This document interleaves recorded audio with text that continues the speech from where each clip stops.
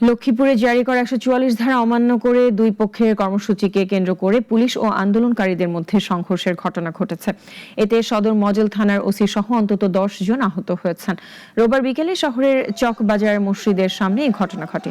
প্রত্যক্ষদর্শীরা জানান, জারি করা ১৪৪ ধারা ভঙ্গ করে বৈষম্য বিরোধী ছাত্র আন্দোলনের নেতাকর্মীরা পূর্ব ঘোষিত কর্মসূচির অংশ হিসেবে চকবাজার এলাকায় জড়ো হলে একই সময় জুলাই ফাইটার্স ব্যানারে ছাত্র দলের নেতাকর্মীরাও সেখানে অবস্থান নেয়। এ সময় উত্তেজনা সৃষ্টি হয়ে হতাহতির ঘটনা ঘটে, যা পরে পুলিশের সঙ্গে সংঘর্ষের রূপ নেয়।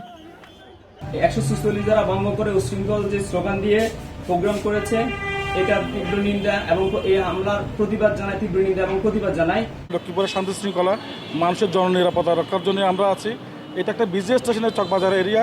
এই এরিয়ার মধ্যে কাউকে আমরা ১৪৪ ধারার মধ্যে কাউকে মিটিং মিছিল কাউকে করতে আমরা অ্যালাউ করছি না।